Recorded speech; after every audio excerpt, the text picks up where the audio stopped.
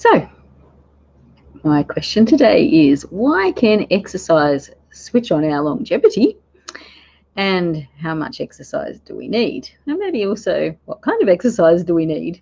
Hi, I'm Marianne from One Life to Flourish. I'm a wellness mindset coach and an intuitive energetic healer. I'm passionate about helping women at midlife go through a kind of rebirth experience so that they can actually find the magic in midlife and also enjoy a nice long life after. So last week, I actually asked a bit of a question around what would change in your life if aging was a disease rather than the natural process that we're told that it is. So the reason I asked this question was because there's a lot of very current research that is tending to show aging more as a disease process than anything. So if something is a disease, then it has the possibility of being able to be healed, doesn't it? Interesting. All right, so today though, I'm talking about what exercise can do in terms of switching on our longevity. So the fact is that there's some of this research is showing that there's actually no reason why we can't live to be 120 or more years old and still have an enjoyable life, which sounds pretty interesting, doesn't it? And this can happen if we can actually learn how to work with the longevity genes, turn them on or something like that, which is part of our ancient survival circuits. So one of the things that's part of this whole process is telomeres. Now, telomeres are those like little end parts of DNA molecules that make up our chromosomes. So think of them as being like those little plastic caps that we get on the end of shoelaces. So the caps are there on shoelaces to stop the laces from actually fraying and disintegrating, I suppose. So telomeres are on our DNA molecules to have a similar kind of purpose. That's very simplified, of course. So the most important thing that they do is they actually make sure that the important parts of the DNA are not being lost during like the regeneration process, I suppose. I'm not very good at explaining this, but that kind of thing. So basically what's been found though is that telomeres actually have a part to play in helping us to live longer. So let's have a little bit of a look at where exercise fits in with this whole thing. Now, researchers, and this is not just a small group, this is like a number of studies with thousands of people. So researchers have actually looked at the telomeres of thousands of adults with a whole wide range of exercise habits, from couch potato to full-on athlete, essentially.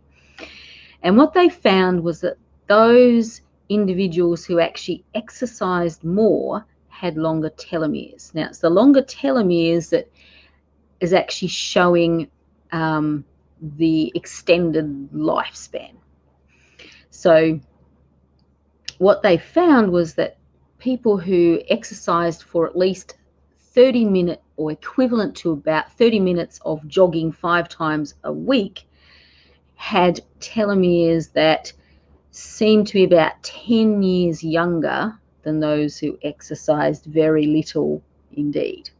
So why do they think that's the case? Well, this is where they're still kind of researching, but essentially what it seems to be is when we exercise, it actually applies stress to our bodies, and this actually raises the level of something called NAD. Now, don't ask me to tell you what that stands for. Anyway, it's kind of a molecule that's really critical in cellular metabolism. So it actually helps to protect us from aging and from disease. So that's raised when we're exercising. So this leads the body to then I can't speak tonight, being able to build new blood vessels. It improves heart and lung health. It can make you stronger.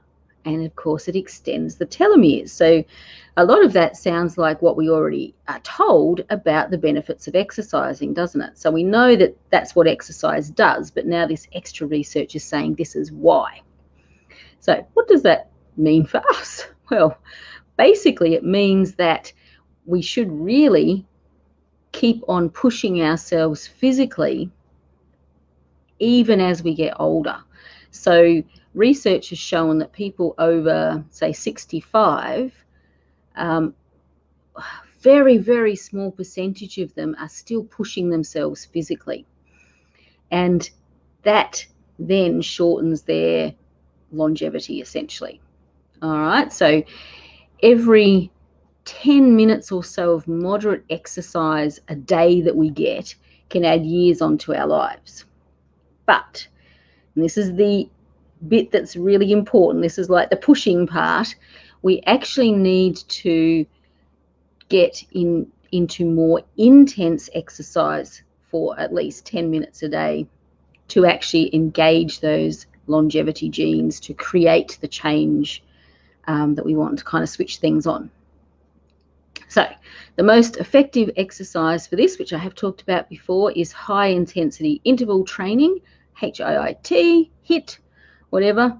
So essentially though, intense exercise is exercise that should make your breathing deep and rapid. It should boost your heart rate to be somewhere around 70 to 85% of your maximum heart rate. You should be sweating, and you should be unable to actually speak more than a couple of words without pausing for breath.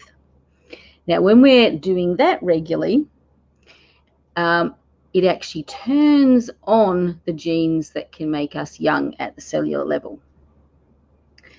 So, interesting, because those people who have been watching me talk for quite a while now will know that, what would it be now?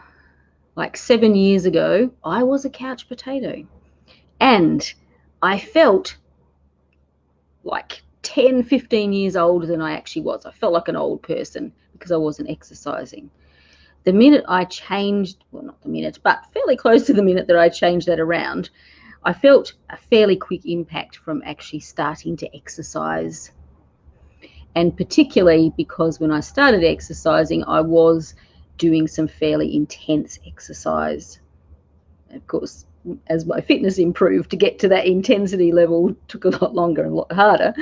But essentially, you can start at any point in time, and it needs to become a habit if you're wanting to become a super ager. So that's the essential thing to think about. All right, so let's ask another question though.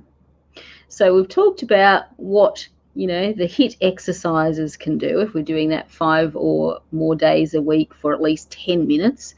And remember, the length of time can increase the length of those telomeres.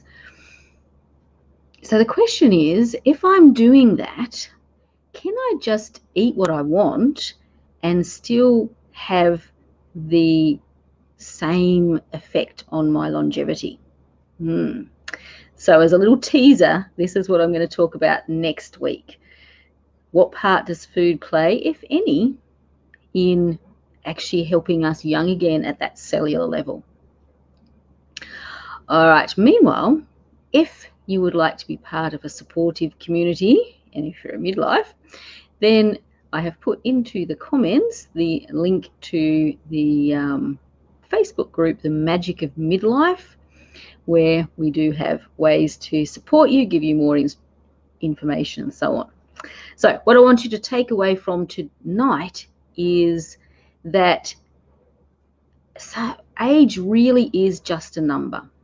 So aging is something that we don't just have to accept. And I don't know, maybe it's because I'm watching and listening in, but I've noticed that constantly in news, in TV shows, when athletes are speaking, whatever, there's this constant theme of the fact that, oh, I'm getting old, so I can't do such and such anymore.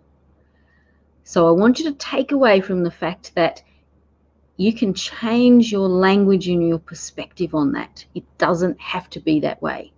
Okay, that is a choice that you're making. You can change that choice and go, I can push myself physically, knowing that this is going to help me feel younger and actually help me to be younger for longer. All right, so think about that. That's what I want you to have for your takeaway. So have a really great week. Try and think about putting some high intensity exercise into your week as well and see how you go. All right, bye for now.